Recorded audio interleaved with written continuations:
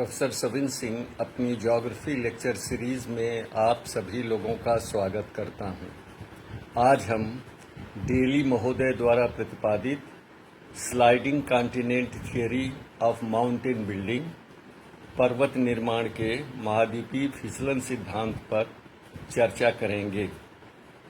Daily महोदय ने 1926 ईस्वी में अवर मोबाइल अर्थ नाम की एक पुस्तक का प्रकाशन किया, जिसमें इन्होंने स्लाइडिंग कॉन्टिनेंट थियरी का उल्लेख किया है। डेली महोदय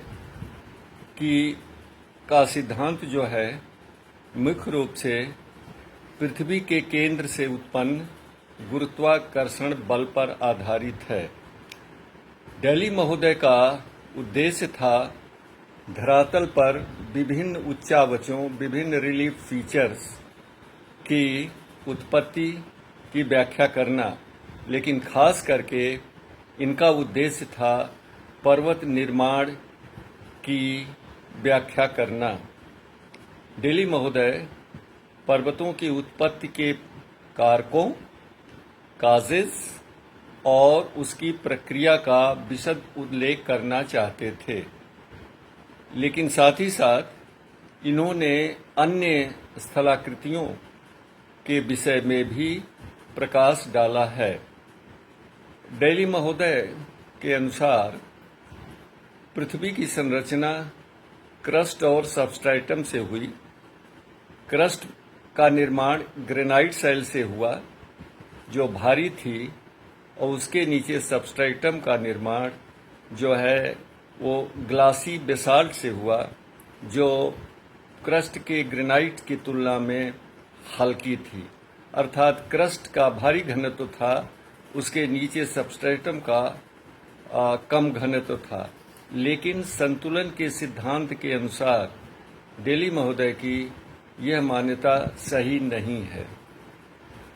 डेली महोदय ने अपने सिद्धांत के प्रतिपादन के लिए कई स्वयं सिद्ध तर्कों को उपस्थित किया था, जिसको अंग्रेजी में एक्सियम कहते हैं। This theory is based on several self proved assumed facts which we call axioms. और इस एक्सियम्स को प्रमाणित करने के लिए कोई प्रयास करने की जरूरत नहीं होती है, क्योंकि इनको स्वयं सिद्ध मान लिया जाता है। अब डेली महोदय के अनुसार प्रारंभ में जब पृथ्वी की उत्पत्ति हुई तो सबसे पहले क्रस्ट का निर्माण हुआ, और इस क्रस्ट का नामकरण इन्होंने रखा प्रिमिटिव क्रस्ट, प्रारंभिक प्राचीन भूपर्पटी। और उस समय कुछ दृढ़ भूखंड थे, there were certain rigid masses, और इनका केंद्रण जो था, कंसंट्रेशन था, वो ध्रुवों के पास और इक्वेटर के पास था। इस तरह से कुल मिलाकर के 3 बृहद दृढ़ भूखंडों का मास था, उत्तरी ध्रुव के पास, दक्षिणी ध्रुव के पास, और भूमध्य रेखा और विषुवत रेखा के पास। इन दृढ़ भूखंडों का नामकरण उन्होंने डेली महोदय ने किया डोम्स, गुंबद।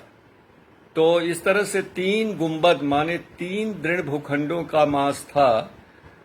North polar domes, south polar domes और इक्वेटोरियल पोलर डोम्स।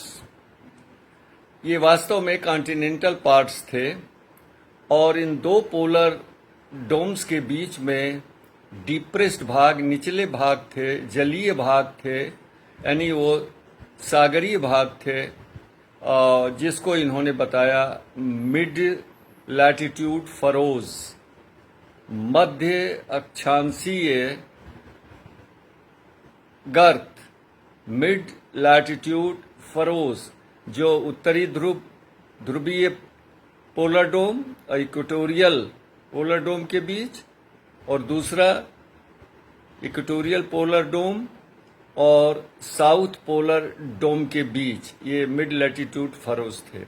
और बाकी क्षेत्र पर प्रिमेवल यानी प्राचीन प्रशांत महासागर का विस्तार था। इस तरह से भूमंडल पर लगभग 50% भागों पर जलीय विस्तार था और 50% भाग पर दृढ़ भूखंडों, स्थलीय या महाद्वीपीय भागों का विस्तार था। उत्तरी ध्रुवीय polar domes, north polar domes और इक्वेटोरियल पोलर डोम्स के बीच में जो मिड लैटिट्यूड फरोज था, उसका नामकरण डेली महोदय ने टेथिस सी कहा है। और इस तरह से मिड लैटिट्यूड फरोज को इन्होंने भूसन्नति जियोसिंक्लाइन के रूप में लिया है। यहाँ याद रखिएगा, सामान्य रूप में geosynclines are long, narrow and shallow water mobile water bodies. भूसन्नतियाँ प्रायः लंबी, सकरी और छिछली होती हैं, लेकिन डेली महोदय ने तो पूरे महासागरीय भागों को ही भूसन्नत के रूप में, जियोसिंक्लाइन के रूप में इन्होंने ले लिया। अब जो है आगे चल करके ये बताते हैं डेली महोदय कि जो महाद्वीपीय भाग या डोम एरिया थे, यानी गुंबदी क्षेत्र थे, या महाद्वीपीय क्षेत्र जो नॉर्थ पोलर डोम, इक्वेटोरियल पोलर डोम और साउथ पोलर डोम, इनके अपर्दन से उत्पन्न सेडिमेंट्स, अवसादों का इन मिड लैटिट्यूड फरोज अर्थात जियोसिंक्लाइन में जमाव होता गया। और इस तरह से जो इन भूसन्नतियों की तली यानी महासागरी की तली यानी ओशनिक क्रस्ट पर 3 तरह का दबाव पड़ रहा था। नंबर 1, ऊपर स्थित जलीय भार का। नंबर 2, उसमें जमा होने वाले अवसाद सेडिमेंट्स का, जिस कारण महासागरीय क्रस्ट की तली अर्थात जियोसिंक्लाइन की तली में नीचे अवतलन होता गया। तो ये 2 प्रक्रियाएं साथ साथ चल रही थीं, सेडिमेंटेशन एंड सबसिडेंस। साथ ही साथ केंद्र से, पृथ्वी के केंद्र से उत्पन्न ग्रेविटेशनल फोर्स का सर्वाधिक प्रभाव ओशनिक क्रस्ट पर हो रहा था। क्यों? क्योंकि महाद्वीपीय भाग की तुलना में ओशनिक क्रस्ट पृथ्वी के केंद्र के काफी करीब था।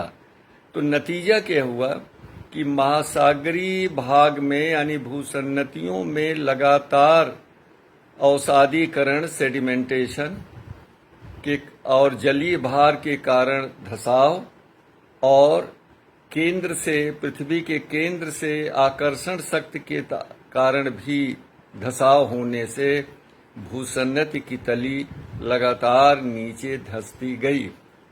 इसके विपरीत जो है, ये जो महाद्वीपीय भाग थे यानी पोलर डोम्स और इक्वेटोरियल डोम्स थे, वो इन महासागरीय भागों की तुलना में ऊपर उठे हुए भाग थे। तो और वो भारी पदार्थ के बने हुए थे। लेकिन जैसे जैसे ये भूसन्नति की तली नीचे धसती गई, उससे टेंजेंशियल कंप्रेसिव फोर्स का जनन हुआ।